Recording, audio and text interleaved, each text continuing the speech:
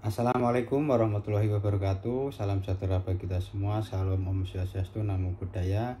Salam kebajikan, Rahayu. Jangan lupa like, komen, dan subscribe channel Hamidullah Ibda ya. Oke teman-teman, sahabat-sahabat semua, pada kesempatan kali ini saya akan menjawab beberapa pertanyaan yang masuk ke WA saya atau di chat Instagram saya ya.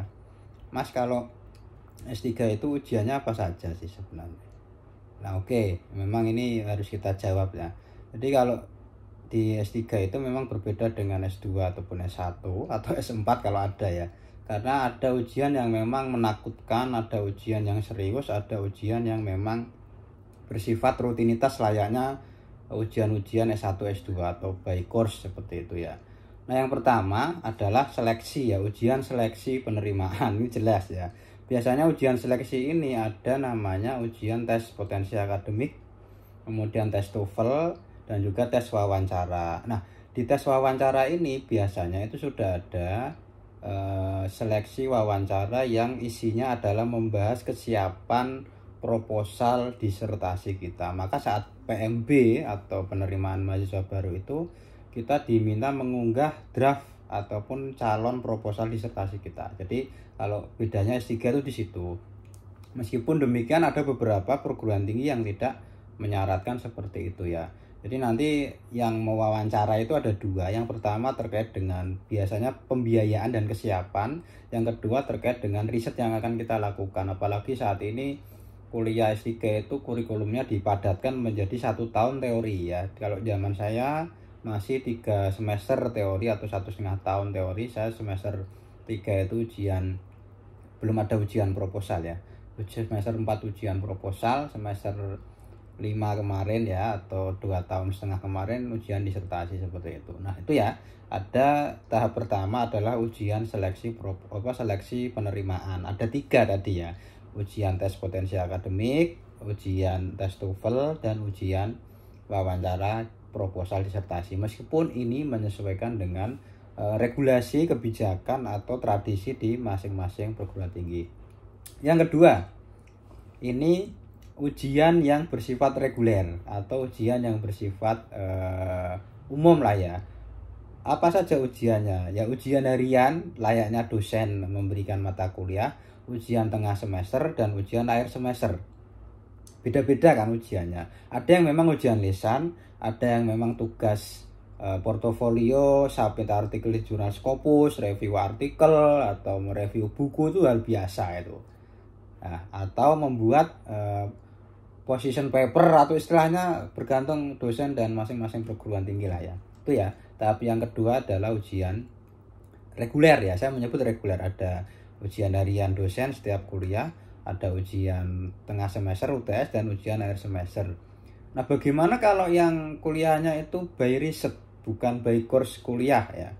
Ya tentu ada ujiannya juga. Ujiannya ya submit atau membuat artikel di submit di jurnal internasional terindeks Scopus gitu ya. Jadi sama lah kira-kira.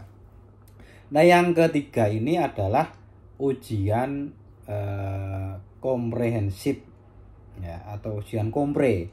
Tapi tidak semua perguruan tinggi menerapkan, tapi ada beberapa kampus yang masih menerapkan. Misalnya saya sebut UNES ya, UNES Semarang, UIN tuh masih, dan Unwaha Semarang juga masih ya. Tapi di tempat kami di UNY sudah tidak ada.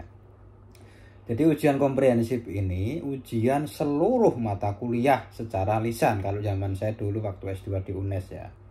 Jadi ujian komprehensif itu di situ, dan dia layaknya wawancara gitulah ya, atau ditanya-tanya jawab gitu ya. Itu ya, itu ada 3 berarti ya, ujian seleksi penerimaan, ada 3 tadi ya.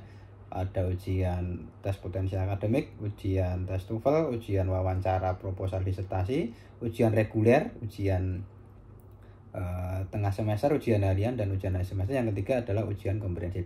Nah yang keempat ujian proposal disertasi. Nah sebelum melakukan penelitian, ketika mata kuliah teori selesai, kalau zaman saya masih 3 semester, kalau sekarang tampaknya kurikulumnya hampir semuanya 2 semester. Tahap keempat ini adalah ujian proposal disertasi atau biasa disebut seminar proposal disertasi. Di dalam ujian ini tentu menguji mahasiswa dengan kesiapannya ya. Dan yang membedakan ujian proposal disertasi ini sudah ada SK tim penguji atau sudah ada mahasiswa tentu sudah dapat SK promotor, promotor dan judul disertasi, sudah melakukan penyusunan proposal disertasi, ada 3 bab itu beserta lampiran instrumennya. Di situ biasanya ada 5 atau 6 penguji ya. Terdiri atas 1 itu ketua penguji, biasanya dekan atau direktur pasca sarjana atau direktur sekolah pasca sarjana, sekretaris penguji ya. Kemudian promotor, kopromotor berarti 4, 5-nya itu penguji utama, yang ke-6 penguji kedua. Jadi total ada 6 dewan penguji yang semuanya nanti akan bertanya kepada kita. Ya meskipun biasanya yang promotor, kopromotor selain tanya juga menguatkan, menambahkan seperti itu. Itu 4 ujian. Yang kelima ini adalah ujian kelayakan. Jadi setelah mahasiswa lulus seminar proposal, sudah revisi, mendapat pengesahan, kan sudah dapat ini surat izin pengambilan data atau izin penelitian atau riset. Setelah mereka lulus itu, kemudian ambil data, menyusun bab 4, 5, dan lampirannya tentunya. Kemudian mahasiswa sudah dapat ACC, lanjut yang ujian kelima tadi adalah ujian kelayakan disertasi. Ujian kelayakan ini biasanya tidak ada tanya jawab yang begitu kuat ya, begitu gesit, begitu begitu menegangkan, tetapi hanya bersifat memberikan masukan, memberikan rekomendasi, saran dan kritik. Karena namanya saja ujian kelayakan ya. Kira-kira naskah disertasimu ini layak apa belum, gitulah kira-kira ya. Dan kalau pengalaman saya memang tidak ada tanya jawab secara gesit, secara secara menegangkan, hanya menerima masukan, saya hanya diam, mendengarkan, mencatat, siap prop revisi seperti itu. Tetapi ada juga yang bertanya, ada 3 kemarin yang bertanya dan harus saya klarifikasi ya. Artinya ini menyesuaikan dewan pengujinya, kalau tanya kita jawab itu aja. Tapi yang jelas kita tidak ada presentasi ya. Saya kemarin memang nggak ada presentasi waktu ujian kelayakan, jadi langsung para penguji memberi masukan dan konfirmasi, istilahnya klarifikasi atau konfirmasi dan bertanya. Lanjut yang ke-6 adalah setelah kita kelayakan, kita revisi ya, harus kita revisi semua, kita melakukan ujian tertutup. Nah, ujian tertutup ini biasanya disebut juga dengan ujian hasil disertasi. Jadi kalau ujian kelayakan tadi biasanya disebut ujian pendahuluan atau ujian kelayakan. Kalau ujian tertutup ini biasanya disebut dengan ujian hasil disertasi atau ujian hasil. Nah, di ujian hasil inilah momen yang paling menegangkan, atau momen ujian tertutup ini momen yang paling menegangkan. Kenapa menegangkan? Karena sudah ada penguji eksternal. Jadi kalau ujian proposal, ujian tertutup, kelayakan, itu hanya penguji internal dari kampus tempat Anda belajar. Tapi kalau di ujian tertutup atau ujian hasil sudah ada penguji eksternal 1-2 dan biasanya anggotanya 6-7 ya. Ketua penguji, sekretaris penguji, kopromotor, promotor perangkap penguji, penguji eksternal, penguji internal. Biasanya ya sekitar 7-8 atau 6-7 lah, bergantung kampus masing-masing ya. Inilah yang perlu diketahui di dalam ujian tertutup. Jadi murni kita harus mempertahankan gitu loh ya. Nah, setelah ujian tertutup atau ujian hasil, yang terakhir adalah ujian akhir disertasi atau ujian promosi doktor atau biasa disebut sidang promosi doktor.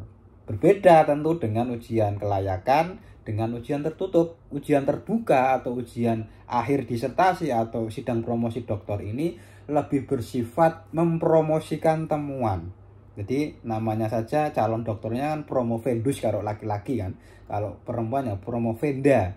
Jadi kita itu dipromosikan temuannya. Ini loh dokter baru, temuannya ini, novelty-nya ini gitu loh. Jadi pertanyaan-pertanyaan pun nggak bersifat menjebak, nggak bersifat dalam tanda kutip ya menguliti, merosting atau menghakimi, itu tidak. beda dengan ujian tertutup, tapi lebih bersifat mempromosikan. Meskipun juga ada saya menghadiri beberapa undangan dosen ya, teman-teman dosen yang ujian terbuka itu ya masih layaknya rasa ujian tertutup. Jadi semuanya memang bergantung kemauan, kondisi, karakter, dan kesepakatan atau tradisi para dewan penguji. Tapi yang jelas dia juga ada penguji eksternal. Dan ini kalau ujian terbuka ya ditonton banyak orang, dihadiri rektor kampus kita ya, teman-teman dosen, keluarga, istri, suami, orang tua, anak, teman sejawat, kenalan, atau yang memberikan kita beasiswa kita undang ya. Dan biasanya 2-3 jaman lah, seperti nanti ada pengumuman kelulusan, IPK-nya berapa, sampai dia doktor keberapa, dan diumumkan juga kita meraih kumlot, summa kumlot, atau baik sekali itu juga nanti diumumkan. Jadi itulah berapa tadi ya, kita hitung ya. Pertama ujian seleksi penerimaan mahasiswa S3, kemudian ujian reguler ya, UTS UAS itu, kemudian ujian proposal disertasi, ujian kompre kalau ada ya, tapi ini saya sebut ya komprehensif. Ujian yang kelima ini ujian tertutup, ujian kelayakan. Yang keenam ujian tertutup, dan yang ketujuh ujian terbuka.